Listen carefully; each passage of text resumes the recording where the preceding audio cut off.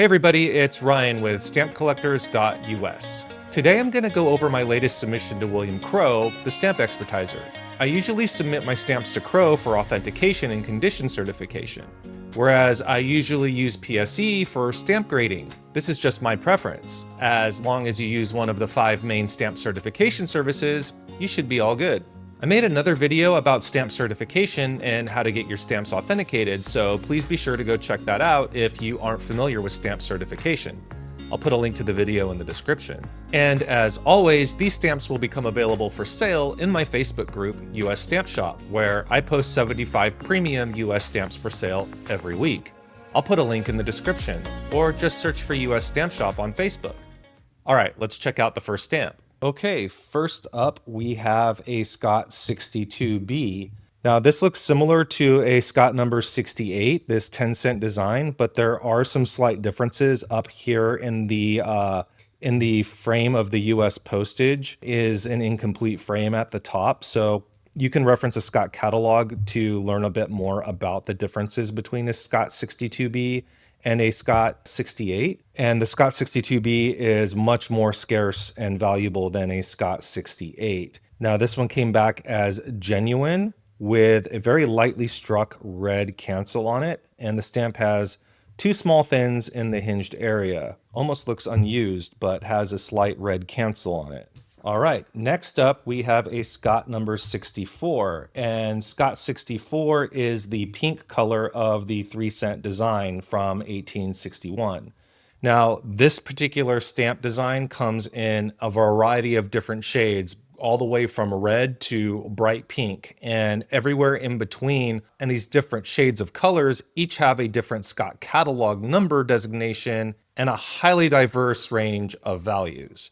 So the most common is the Scott 65 in a rose color, which basically has no value if ungraded. Scott 64 is the pink shade, and this one came back as genuine. It also has a very nicely struck cancel on it.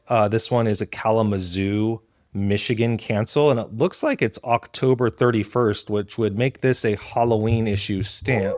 Some people like to topically collect stamps issued on certain holidays or certain years or certain dates, but this one is nicely struck on the stamp, and I would say that this stamp is probably fine to very fine centering. We have just barely clear margins here at the bottom, so fine to very fine centering, and most importantly, this stamp came back without any faults on it at all, so that's definitely going to increase the resale value of this stamp by it being sound. Nice example of the Scott number 64. And continuing the topic of color varieties, here we have a Scott 70B, which is the steel blue variety of the 24-cent 1861 design. Now, this one is also another issue that a lot of collectors have difficulty in identifying whether or not they have the right shade or not. A lot of the knowledge and ability to identify specific shades of stamps really just comes with time and experience. There are guides out there like the White's Color Guide of United States Stamps, which compares different shades of stamps, so you can get an idea of what the different shades look like. But even so, it's still not 100% reliable, and in my opinion, experience really trumps everything when figuring out whether or not you have a specific color variety or not. And just because you have the experience doesn't mean that you're always going to be right. It also doesn't mean that you don't ever come across a stamp that challenges you or you're unsure of. You also have to be careful with the steel blue that there are fakes out there of this stamp taking the regular Scott number 70 and treating it with chemicals to give it more of a bluish hue. A lot of times that will come out looking more of a greenish blue than an actual grayish blue, which is what the steel blue is. So this one came back as genuine. It does have a small sealed tear at the top and small corner creases at the left. So being that this one has some small faults on it, it will affect the value of the stamp, but still very presentable example of the 70B. Next up, we have a cover. This one has 3 of the 1-cent F grill stamps on it. These are the grilled varieties of the 1 cent. And on here we have a pair and a single. These are genuine stamps used, it says, on cover, but not tied. So not tied means that the cancellations on the stamps do not also go onto the envelope, tying it to the envelope so that you know that it was genuinely used on the envelope. Stamps that don't have tied cancellations to the cover are usually considered to be off-cover values just because there's no way of confirming whether or not these stamps originally came on this envelope or if they were added later on. Because having more rare stamps on the original envelope they came on could add a ton of value to the stamps being tied to that envelope. But in this case, it's not tied. So I would probably offer this in a value of just a used pair and a single. It does mention that there are some perforation flaws up here at the top as well, so that will definitely impact the value. Okay, up next we have the 1 cent H grill, and this one is an unused mint example with original gum. It does note on the cert that the is very faintly grilled, so it doesn't have a strong grill, but it's there and genuine. And this one is also sound, though not well centered. It's still a sound mint original gum example of the 1 cent H grill.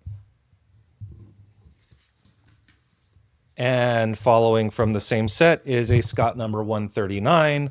This is the 10 cent H grill. However, this one was identified as being a variety. This one has a split grill variety. The grill shifted horizontally and split by the vertical perforations.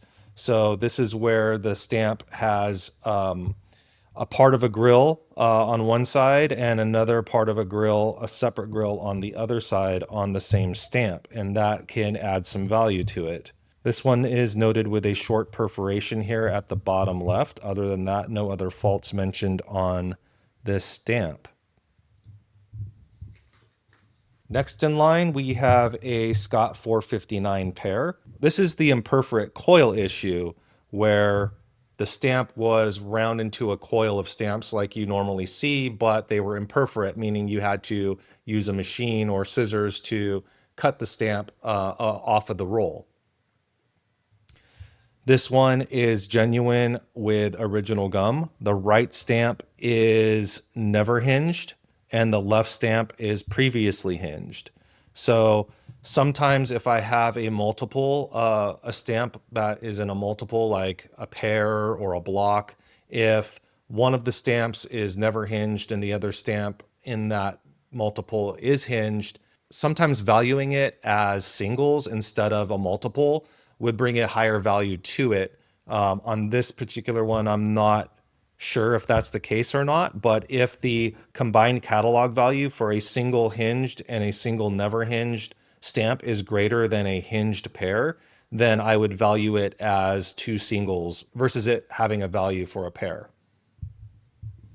Up next is a Scott number 500. This is the type 1A in deep rose color. This one is genuinely used, but it does mention that it's reperforated at the bottom, so that will affect its value. Otherwise, it has, a nice light cancel on it. It's, I would say, very fine, maybe fine to very fine centering for this issue, but just reperfed at the bottom, so that will affect the value of this stamp.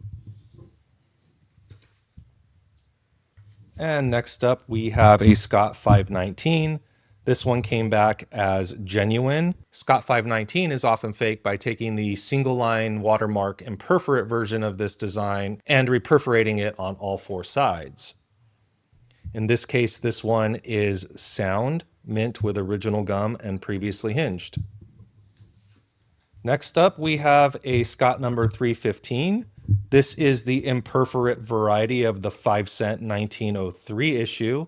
This one came back as being genuine and never hinged, and it was also given a grade of 90, which is extremely fine. So that's going to definitely increase the value of this stamp. You'll have an SMQ value for it because it's a graded example and in sound condition. And this stamp is also notoriously faked by trimming off the perforations on a Scott number 304. Sometimes you'll find a Scott 304 with such large margins on it that when they're trimmed off, it really presents itself as a 315 Imperforate, which is why you need to always send in a Scott 315 for a certificate of authenticity if you have a single. With a pair, you have no question that it's definitely a genuine Imperforate example because they're joined together. But when you have a single, you almost need to always get a certificate of authenticity on a Scott 315 just because they can easily be faked.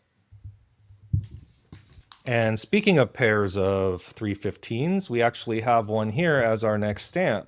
So here is an example of the 315 pair where you can see that it is a genuine Imperforate example, being that there's two of them connected together.